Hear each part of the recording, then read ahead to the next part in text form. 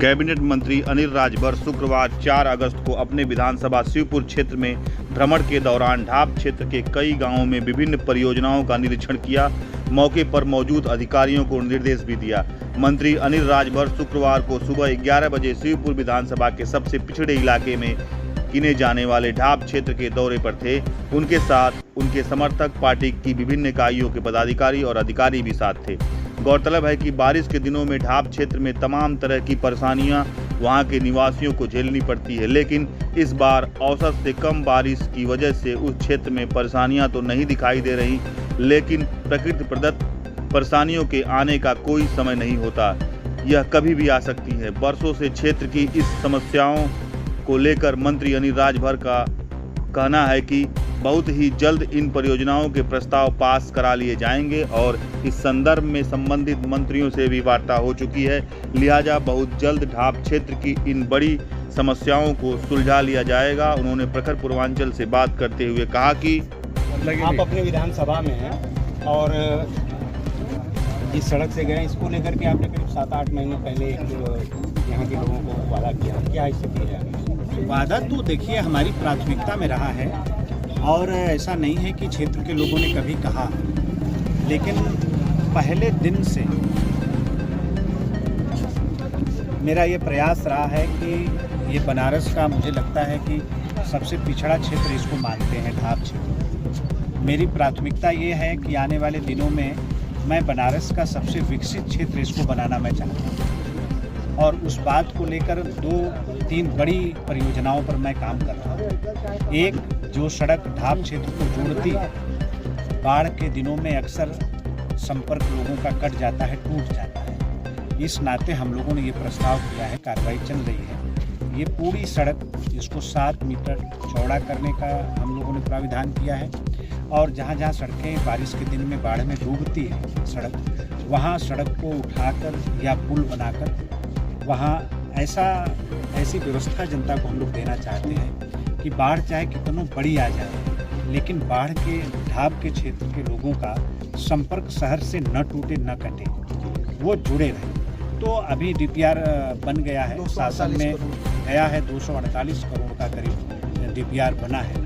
तो उस पर पीडब्ल्यूडी मंत्री हमारे जितेंद्र प्रसाद जी सब लोग उस पर काम कर रहे हैं और बहुत जल्द ये सड़क स्वीकृत होगी। तो ये बहुत बड़ा काम ढाब के लिए होने जा रहा है। दूसरा, तटबंध के लिए भी, जो आप सब लोग जानते हैं, कई बार अखबारों में भी मैंने बयान दिया, आप लोगों से भी कई बार चर्चाएं हमने की है कि मेरी जो अपने क्षेत्र को लेकर एक जो हमारी महत्वाकांक्षा है कि इस क्षेत्र को बाढ़ के संकट से हमेशा के लिए बचाना, उसको लेकर एक तटबंध बनाने का, 5 किलोमीटर का तटबंध बनाने का हम लोग प्रयास कर रहे हैं और उस पर मुख्यमंत्री जी की सहमति मिल गई है और अगले बारिश के बाद से उस पर काम मुझे लगता है कि जल्दी से उस पर शुरू होगा। और जिस हम लोग एक पुल पे खड़े हैं, हमारा जो आखिरी छोर है ढाब का, वो यहाँ से 7 किलोमीटर दूर है। तो वहाँ मोकलपुर गुबरहा से लेकर और अम्बा जो जोड़ेगा बनारस चंदौली वाले सड़क हाईवे से, वो पुल, तो एक नया पुल भी ढाब क्षेत्र में बनाने के लिए, जैसे पक्के पुल पर हम लोग यहाँ पर खड़े हैं, एक इस तरह के पुल का, हाँ, इस प्रकार का इसी तरीके का एक और पुल मोकलपुर गुबरहा और अम्बा के बीच में बनाने का प्रस्ताव हमने किया है। उस पर भी काम हो रहा है और ब्रिज कॉर्पोरेशन के लोग उस पर काम भी कर रहे हैं, उसका भी डीपीआर गया है शासन को। ये 2-3 काम ढाब क्षेत्र में मुझे लगता है अगर हो गया तो यहाँ के किसानों की, मुझे लग रहा है कि उनके प्रगति में बहुत बड़ा सहयोग हम लोग कर पाएंगे और ये पूरा क्षेत्र हमारा कनेक्टिविटी की कभी कोई परेशानी नहीं आएगी। और तीसरा, हमेशा के लिए बाढ़ के संकट से ये क्षेत्र बच जाएगा। क्या योजना है सर? देखिए, पूरे बनारस में तकरीबन 387 करोड़ रुपए से जहां आवश्यकता है वहां तार की केबलिंग हो रही है। आप जानते हैं कि इस इलाके में हर वर्ष गर्मी के दिनों में